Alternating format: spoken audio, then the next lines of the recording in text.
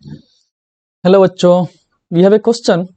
The question states that radius of circular ring is changing with time and the coil is placed in uniform magnetic field perpendicular to its plane. The variation of r with time t is shown in figure. Then induced EMF E with time t will be represent. तो देखो हमारे पास क्या है, एक circular ring है जिसमें क्या हो रहा है, उसका रेडियस चेंज हो रहा है विथ टाइम। क्या हो रहा है, उसका रेडियस चेंज हो रहा है, ठीक है ना। सो ये मान लेता हूं मेरा ये सर्कुलर रिंग है, किसी टाइम पे इसका रेडियस क्या है, आर है, और ये यूनिफॉर्म मैग्नेटिक फील्ड में रखा हुआ है, परपेंडिकुलर टू द प्लेन है। मैं मान लेता हूं इलेक्ट्रिक मैग्नेटिक फील्ड जो है हमारा ऐसे है, ठीक है, अंदर की तरफ। तो अगर मैं फाई पूछूं तुमसे तो फाई क्या होगा बताओ। फाई हो जाएगा हमारा b इंटू ए, राइट। यहां पर b क्या है, b हमारा b है, ये हमारा यूनिफॉर्म मैग्नेटिक फील्ड है और ये कांस्टेंट है, इंटू एरिया कितना है, पाई आर स्क्वायर एरिया है सर। अगर मुझे D phi by D T निकालना हो, क्यों निकालना है सर, क्योंकि हमें पूछा क्या है, इंड्यूस ईएमएफ पूछा है। तो इंड्यूस ईएमएफ क्या होता है हमारा, E equal to minus d phi by D t. तो minus d phi by D t करना है तो यहाँ पे क्या होना चाहिए, minus of d phi by D T of B pi are square, ठीक है। b हमारा कांस्टेंट है तो बाहर आ जाएगा, माइनस साइन भी बाहर रख लेता हूं मैं, d by D T of pi भी बाहर आ जाएगा, आर स्क्वायर। यहां से आ जाएगा minus B pi D by D T of pi r square. क्या होना चाहिए,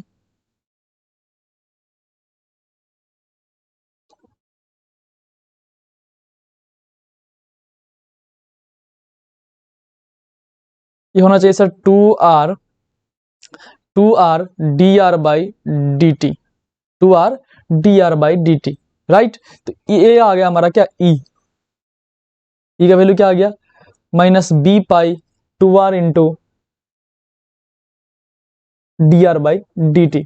माइनस साइन क्या बता रहा है, माइनस इसका डायरेक्शन बताएगा, तो हमें बस मैग्नीट्यूड से लेना देना है। तो चलो ई का वैल्यू जो होगा वो डिपेंड कर रहा है D R by D T पे।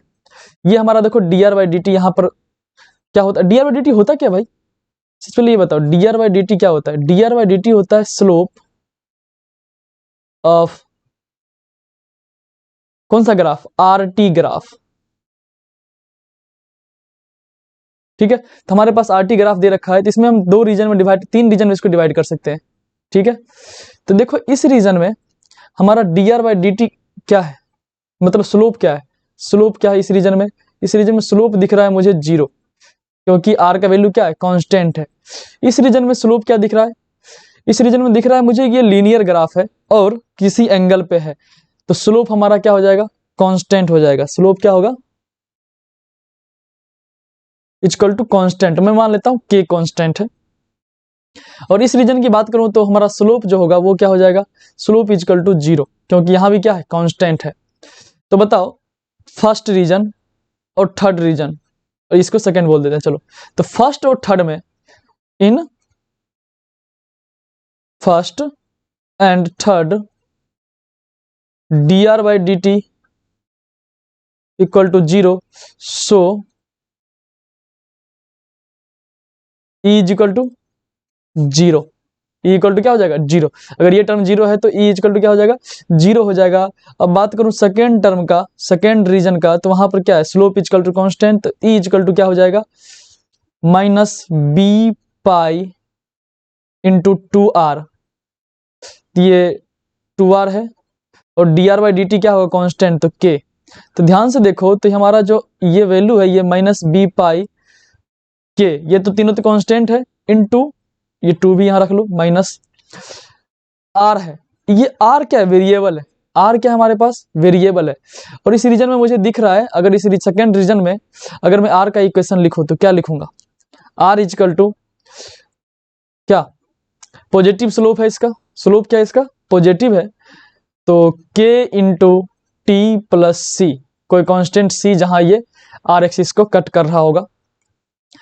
तो ये डायरेक्टली प्रोपोर्शनल टू क्या है, टाइम है, डायरेक्टली प्रोपोर्शनल टू टाइम है, तो ये भी क्या आएगा, ई भी क्या आ जाएगा, डायरेक्टली प्रोपोर्शनल टू टाइम आएगा, और कह सकते हैं ई इज लीनियर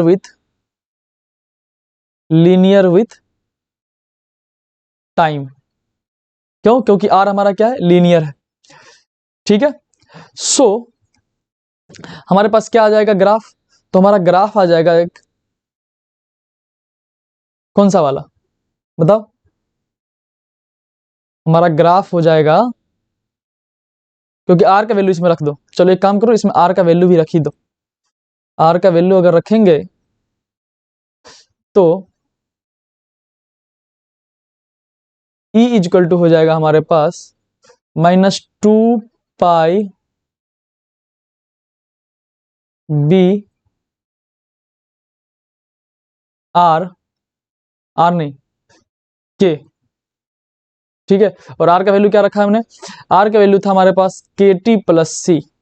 तो यहां से आ जाएगा ई इज इक्वल टू, ये माइनस हटा दो, मैग्नीट्यूड के लिए हमें माइनस साइन की जरूरत नहीं है, तो माइनस साइन हटा दे रहा हूं मैं इसको। तो 2 पाई बी के इंटू के, तो के स्क्वायर इंटू टी प्लस ये जो हमारा कांस्टेंट होगा वो क्या कितना हो जाएगा, सी इंटू 2 पाई बी के स्क्वायर टी।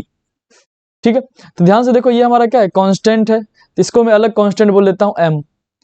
इसको एक अलग कांस्टेंट, यहाँ टी नहीं आएगा, यहाँ इसको एक अलग कांस्टेंट बोलता हूं मैं, कुछ ले लो क्यू। तो इसको लिख सकते हैं E is equal to M T plus Q. बताओ इसका ग्राफ क्या होगा, इसका ग्राफ हो जाएगा सर कुछ इस तरह से। ठीक है ना, ये कहीं सी पे कट कर रहा होगा। ओके, सो हमारा आंसर क्या आ जाएगा, तो आंसर देखूं मैं अगर, तो ऑप्शन 4 क्या हो जाएगा हमारा करेक्ट आंसर हो जाएगा फॉर दिस क्वेश्चन।